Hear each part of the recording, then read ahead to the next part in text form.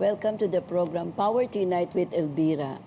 Nung mga nakaraan episode, puros magagaling na speaker po ang atin napili para ikwento sa inyo anong nangyayari sa 51st International Eucharistic Congress dito po sa Cebu City. And every time, we always end up mentioning napaka-importante po ang pamilya. Kaya ngayon, meron tayong makakasama na very ideal at talagang makakaroon kayo ng magandang inspirasyon. Walang iba kundi ang mag-asawa, si Paul at Lia Ponce. Sino sila at bakit sila po ang ating napili? Interview siya po ang tunghayan nyo sa pagbabalik ng Power to Unite with Elvira.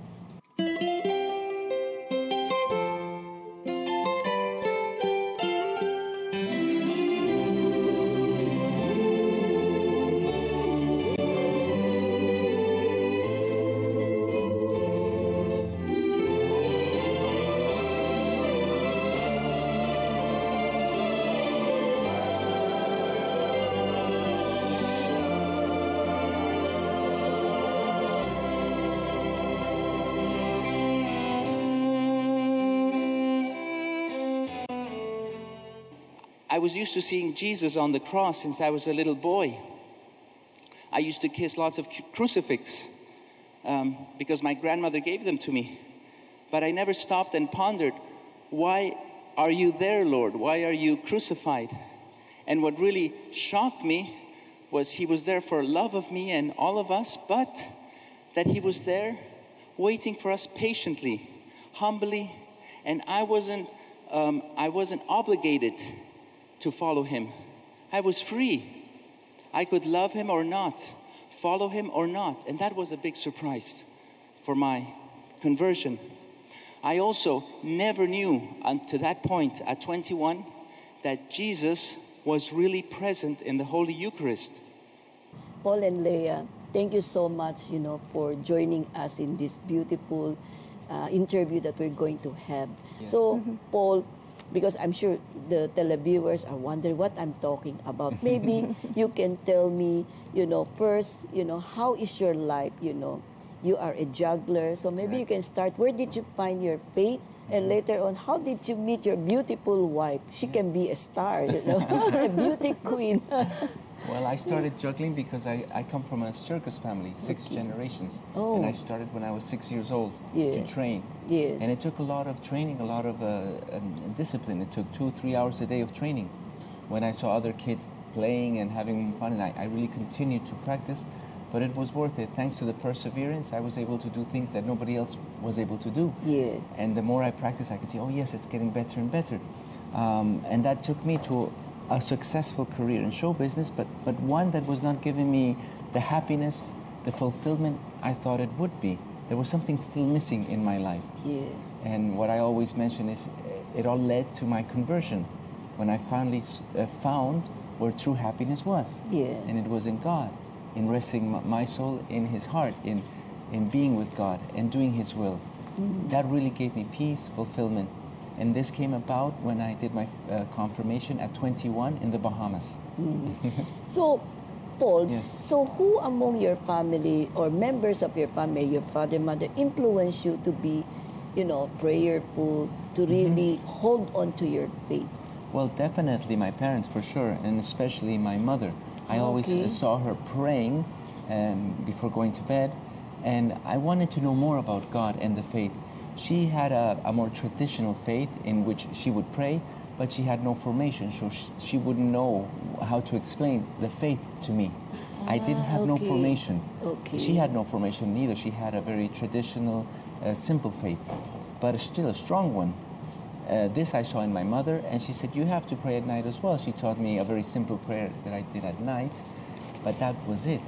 And with that, I reached 9 years. I was 9 years old when I did my first communion. And that was also a very fast moment in England. The priest accepted that I would receive the Eucharist because I was a traveling circus artist. So I had a very few weeks of formation. And that did stay, and I thought more about God and understood a little bit more about the faith. But then after that, after my first communion, we kept going in show business, and I started to lose all this, what I had learned in those few weeks. Yes, yes. And I was influenced by show business friends and all the other things that I thought would give me happiness, money, travels, women, but that wasn't giving me happiness. I still felt empty. Empty, yes. Empty. There is something lacking, you know. So, Leah, how does your faith grow, you know? Who influenced you to hold on to your faith?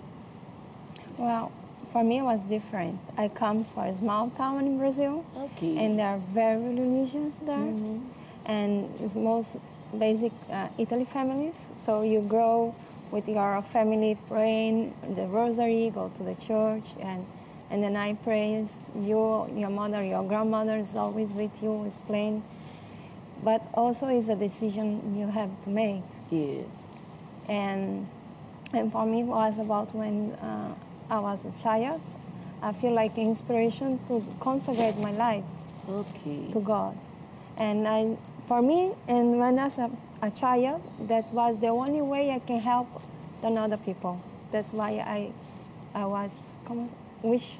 Missionary Yes, by being heart. missionary, Yes. yes. You really want to serve God by serving people, you Yes. know. That is your heart desire ever since you're small. Since I was small. Yes. Did you see that in your parents, you know, because, you know, for a child so young and they wanted to serve others, that's very rare. Who influenced you? Is that you saw it in your father, mother, the way they want to serve other people? Was through the one saint, the first son from Brazil, Madre Paulina. She's natural from my town. Yes. And always listen her story, how she was helping the people. Okay. And then inspiring me to do the same.